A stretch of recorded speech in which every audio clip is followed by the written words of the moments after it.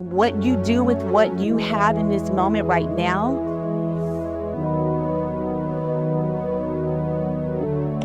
is what you're going to do to make it count.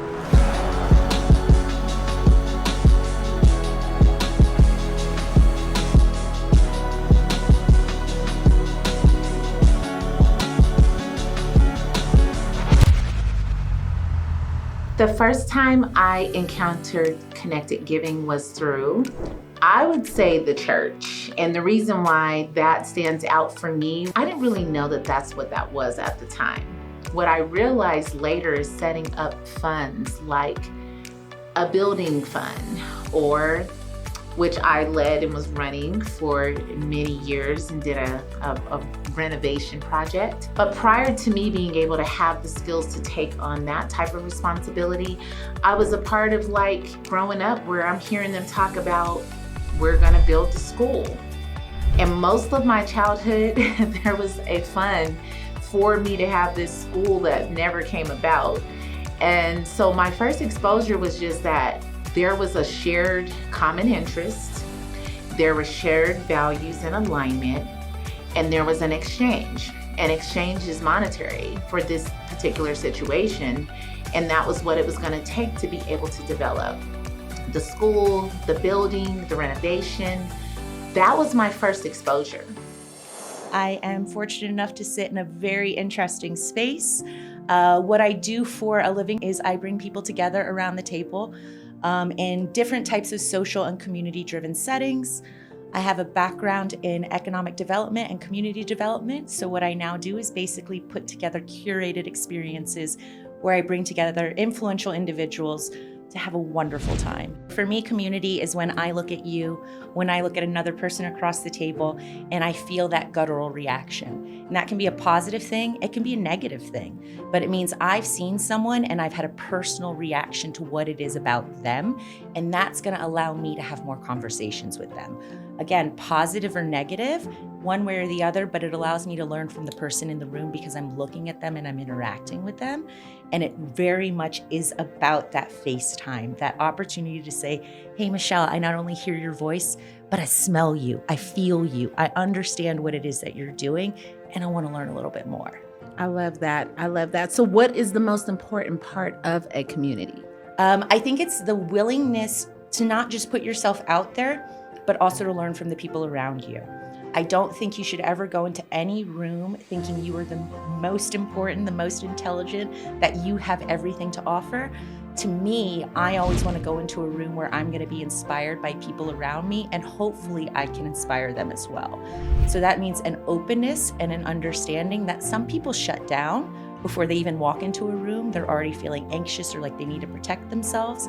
So part of what I try to do in my community building is create a space where people feel like they can be their authentic selves, whatever that looks and feels like, as long as we're coming from a basic place of respect. How do you integrate into that and still get this outcome of this newness, but still maintain the integrity of those who created it to begin with? So leading that, my experience, that's when I really understood what like connected giving models look like. It's same thing, you have a foundation, you have some founding members, you have some shared interests. Shared values are the core to that, because it's like, why are we doing this? And what is it that we want to see on the other side? And so there's a lot of people who had this deeper level of interest connected to it because they knew why it was formed in the first place. And so that has really been my experience, is that if the value is aligned and you continue to attract and really describe what that can be, that's where you start to lean into like that overall connected giving model and how it could be successful. What I do is I understand from a psychological perspective, what are the things that we are going to do within this room or within this space that are going to make it as conducive to conversation and community building as possible. That's everything from the lighting to the temperature in the room to the spacing on the table. That's the florals at the table. That's the way the food's being presented. That's the way I'm promoting the event so that you, Michelle, know how you're going to show up and then what that opportunity is once you get there. and then what we're going to do after that so that we can hang out some more. So I think a lot of it is about creating really the perfect atmosphere so someone like you, Michelle, or people within your community can come into there. You don't have to worry about that room at all. I got that. I sorted all of that out. All you have to worry about is coming in and being willing to talk to the people there. Yeah, and I have seen that firsthand in my experiences with those curated spaces. And you're right, it wasn't organic, because how did I end up sitting next to someone who had a whole bill and motion that he was putting in order that matched what I was working on, or some of the things. And it was I'm like, how does she even know? What intrigued me about private communities was how alike and organized, and there were so many similarities, and how it felt like there was a team of people who enjoyed the same surroundings. So I was intrigued with whether it was country club related to a golfing scene. And this was exposure that came in my corporate experience, because my parents didn't grow up in a country club. I mean, that wasn't even mentioned in the household. Father's from Detroit, my mom's from Albany, Georgia, grew up in Germany, but there was no country club, golf course conversation. But in my corporate exposure, that's exactly where I was having lunch meetings and having dinners and being exposed to that world. And some of the things that intrigued me, I love to go to a place and it's like the Cheers where everyone knows your name. I love to pull up and go to the same place over and over again. It's like, hi, Michelle. I'm like, I'm back. So that was one of the things that I really enjoyed. And even though that seemed small, it was significant, because that meant that experience was very tailored to someone actually taking the time to get to know you, what you enjoy having for something like a lunch or a dinner. And that became an experience that they obviously drew back to. And it certainly drew me back, because if I went back multiple times, I saw that I got that same experience. So those are some early attractions. And then there's lots more to explain beyond that. I mean, if you've been a part or exposed, you know that there are so many more perks that come about. So tell us, who is Morgan? Tell me about yourself and what drew you to this current career path you have. I've always been really interested in people. I always have described myself as a people person, whether that being people's unpaid therapist or meeting someone and saying, oh my gosh, I think you would love this person, and to just make connection outside of that. Definitely I've always been a people person. So when the Supper Club community builder position was introduced to me, I was like, oh, that's so cool. But after 15 years of modeling, I'm like, wait, a real job? I don't know. But I think that coming out of modeling and into something that was towards what my ultimate, I guess natural given passions, but also something that was a lot more fruitful and gave back to me, as well as the people that I feel like I'm helping. That was the most exciting part of it. Just really being able to, outside of just the people aspect, really curating experiences that feel really intentional and transformative. Being in a community building situation has just it's where the real magic happens. I think that outside of when people think about business, they don't think about the business that even happens on golf courses and things like that, right? Like things that happen outside of just the day-to-day, the 9 to 5, and in the meeting rooms and things like that. So just being able to join the Supper Club felt like a super natural fit, and aligning with those personal values around connection and celebration, really that meaningful impact and bringing people together. I really love a curated space. And so the pieces that I will always love and forever be grateful for are the base of what the church stands for, which it stands for community.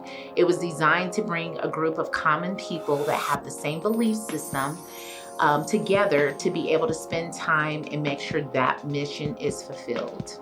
That is the core base of almost anything that you're doing that has a community focus. I'll always take something like that with me.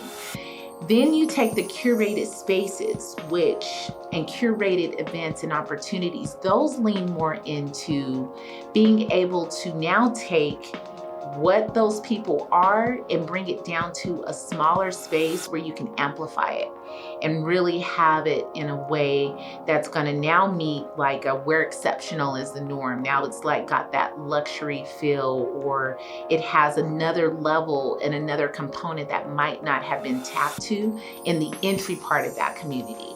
So curation and bringing the right people together is really an art and a science mix where they meet, and it does not happen just organically. It is something that is super intentional. Our time's our most precious asset, right? So being able to just have a date and a place and a time to just show up is really a great thing. But I think that as far as the dream is continue to share like the art of the dinner party and in a very elegant and elevated way, being able to see these private communities continue to stay deeply intentional versus it just be something to do. And also, I think that sometimes high-performing women feel super isolated by having to be the one that has it all together. And they often lack these spaces where they can just be vulnerable and be celebrated for their achievements, but also like being real about the challenges that happen in business, or just the challenges of being a mom or day-to-day life, or just being a woman in general, right? So being able to connect with people like that, giving people a space to feel, going back to that vulnerability, I think that that's the truth, right? That people can open up. The private communities also actually like just bridge that gap and providing a really safe environment to connect deeply, sharing authentically, and supporting each other in a way that really feels nourishing. And that reminds you that you're not the only one that feels that way. Yes. Yeah, there's power in numbers. We no longer live in a day and age where you can only be one thing, or you should only be one thing. We've learned a lot in a very short amount of time. The world's moving very, very quickly. So when you suddenly get into a space where you are very successful as a woman and you have a very tight-knit group of friends, it's very, very difficult for you to look outside that circle. And if that circle dissipates for whatever reason, you all of a sudden lose all of that community. And now you're sitting at a very, very high level without any support, emotional, friendship, relationship, anything along those lines. You're also working 40, 60, 80 hours a week a lot of the time. And in this day and age, you're traveling a lot of the time. So how do you find an opportunity as a high level, high value woman, high performing woman, where you can just take a deep breath, have a nice glass of wine, hang out with a friend, and they're not gonna ask anything of you? If we don't create a purposeful space, then there's never that moment for high value women to step back, take a deep breath, feel safe, and be able to give back. My approach to the Trail Collective really is going to be finding out, I was able to take the pieces that worked. What works well? What doesn't work is in the church model, there's still that base where people are connected, but each individual outcome is not like affiliated with each person. In our connected giving model in the church, you just stay connected, and this outcome is a unified outcome. The pieces that I wanted to pull out of that is taking some people that are founding, have a great impact, and want to be able to build something beyond what they can see. When you create this trust and this safety in this private curated spaces, what does that look like? Yep. So there's a lot that's going into it, and a lot of it is about partnership and very much, again, that approach to community. So the very first thing is, who's that partner going to be that wants to host a community, that wants to be a part of developing a community, because there is the inherent requirement of space so that we can get together, we can hang out. And even though there's digital communities, and I love that, I do think there is something that you miss if you don't have the in-person interaction as well. Mm-hmm. So that's the very first thing, a partner that wants you there, and a partner that understands, I'm going to come in, I'm going to make you look good, I'm going to make all these people look good. Just give me a second to sort out what the best way to do that is. Mm-hmm. Once you find that partner, they also open up and you begin to uncover things about them, because I'm not trying to take anything from them. I'm not asking them to give me anything. I want to make them look good, because in them looking good, I look good. And then the community, the individuals I'm bringing together to develop that community, they feel that and they feel good. And then it just becomes this vicious cycle of just like, yes, feel this momentum. We want to be here. Every single person wants us here. We all want to be here. What can we do together? And then that's when some really cool things happen, because you brought people together just to hang out, no other motivation. But then, we'll see what happens from there. Able to invite women to dinner to really share what they're proud of, who they are, what they've done, and how they've been successful with. And with that, like also vulnerably sharing like their struggles, right?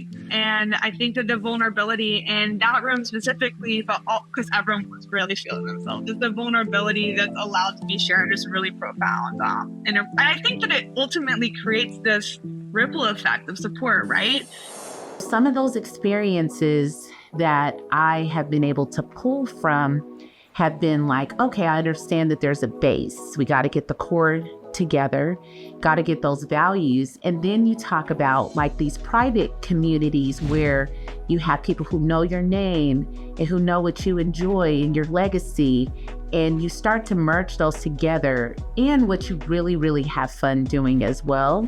And that's where that formation of the combination of those three is the model that I'm rolling out, and I've rolled out to really demonstrate like a base of where things started and collective giving is, a base of where communities that are private, how they run, and then the connected piece of that social aspect, bringing that all together in one. Legacy is important to me and to many of the women that I get to serve alongside of, because legacy is not defined just as one way that we've all known it to be, right? So I've talked about the plant and the seeds and being able to have something magnificent grow in a way that can like be split up and divided and still do well in its respective spaces. Like someone could say, hey, I want to leave a legacy on how I put out the best cookies in the world, and my kids don't care about cookies anymore, but they have another legacy that they want to build. But how do I keep what I want going, right? And I still can carve out something that still honors them, but what can I do to honor me beyond my years? And so that's the creativity that we get to work together to build out. What exactly does that look like, right? Does that now look like there's a school or a program or something named after you that keeps going and going? So it just gets to be super creative. And so the way legacy, I've had someone ask me this question, hey, Michelle, you don't have kids. What does legacy look like for you? Well, legacy looks like the very thing that I'm doing, still living on for who wants to keep taking that torch and carry it on, and giving them a toolbox so they can do so and do it well. Being in community with women that are authentic, intelligent, intentional. In the Trail Collective, our goal is to create safety, honesty, trust, loyalty. And so you actually get to participate in what those look like for you. And that's that alignment check that will really help you determine, is the Trail Collective the right space for you?